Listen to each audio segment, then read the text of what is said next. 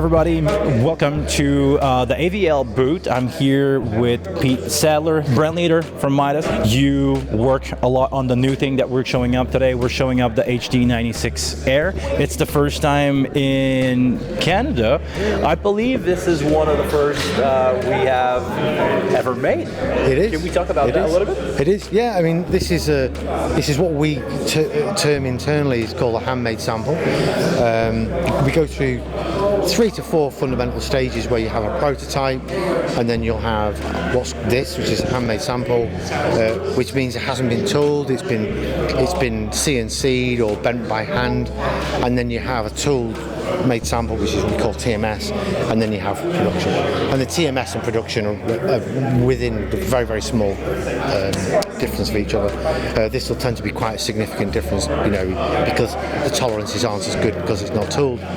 But we were all shocked how good the handmade sample was, and it looks pretty good. I must say, it looks amazing. It looks amazing. I couldn't be more thrilled with it. So yeah, there are little tolerance differences here, but overall we couldn't be more thrilled with it. And I asked some of my viewer on the channel if they had a question for you. Let me start by one from Dorn Music.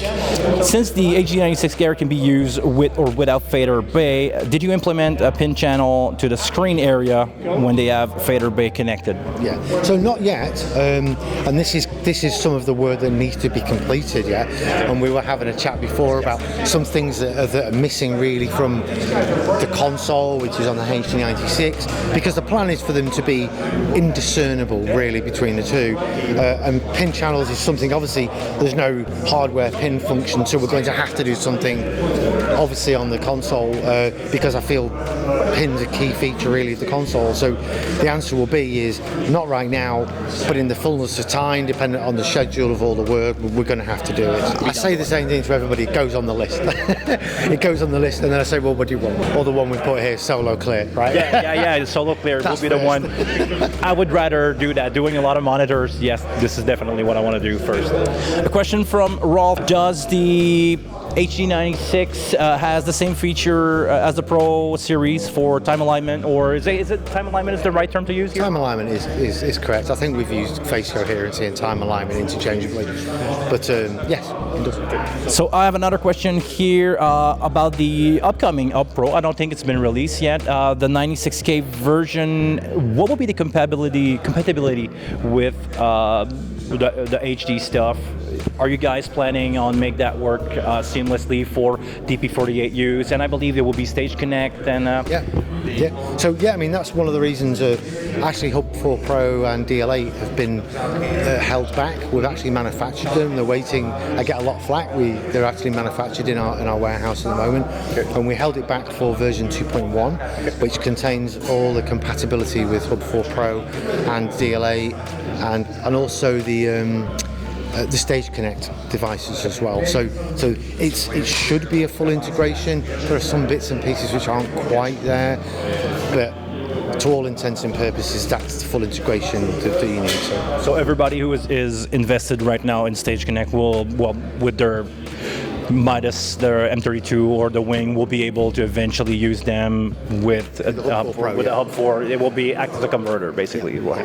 What is the difference between the 128 dynamic EQ plugin versus the dynamic EQ in the effect rack of the new Midas?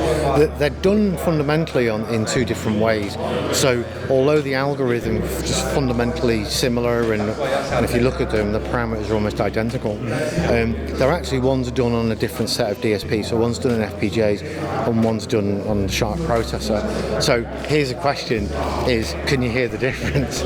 You think there will be a difference? I really don't know. I mean, I imagine yes, because ultimately, if you do things in a subtly different way, there's going to be subtle differences. I'd be shocked if they weren't different, but here's the challenge: is like, can you hear the difference? Yep. So I guess blind shooting. Can you hear the difference? Which is me. I'm going to have to do it now because you've got me interested. I'm going to have to do an A/B. Great. I hope we're gonna have the answer to that. Or I'm gonna do one for the channel as soon as I can get my hand on one, because you guys know I'm planning on getting one of the Air for myself. So as soon as I get one, it will be the first test I'll be doing. Awesome.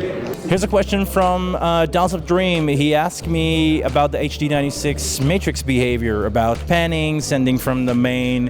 What are the options there for the matrix? Yeah, so I think we talked about that particular question, which is the matrix independent channels? And the answer is yes, it is. It's exactly like Pro Series, which is the matrix, and in fact all our channels have their own independent processing, and you can either stereo link them and then stereo link them with the options of, like, do I want the EQ linked or do I want the dynamics linked, and so on and so forth. So they're completely independent channels. They can be linked to track each other, but I think that answers the question. A lot of my viewers are wing users. A lot of them jump from analog or from X32 and when in the wing territories, which open up a lot more. What can they find would be a better, more flexible option going from the wing to an HD96 Air? Well, the wing, I mean, we talked about it again before. The wing is an amazing product, and it's actually a really professional product and a really complicated product as well. So I absolutely have complete and utter admiration for the wing and the developers of the wing, and it's amazing. So when I look at it, it's a different mindset really. And if you look at HD-Air and HD in particular, the channel count is larger. Really, you're looking at user interface, and of course with the HD, we went for as forward-looking an interface as we could get. A really big touchscreen, which was designed for multi-touch from day one. Very, very flexible in how it behaves, which again, it doesn't mean to say wing is bad. It's just obviously we really kind of went for that sort of massive iPad look back in the day. And the ecosystem, and when I mean that, I mean the network is larger. There's 384 channels out of the back via the snakes. There's another 96 via the front of house ports, and again there's more via the CM1 slots. So it's really supposed to fit for larger I/O systems and connect big things. So that's kind of the major difference between the two. But I'd be proud to own both consoles.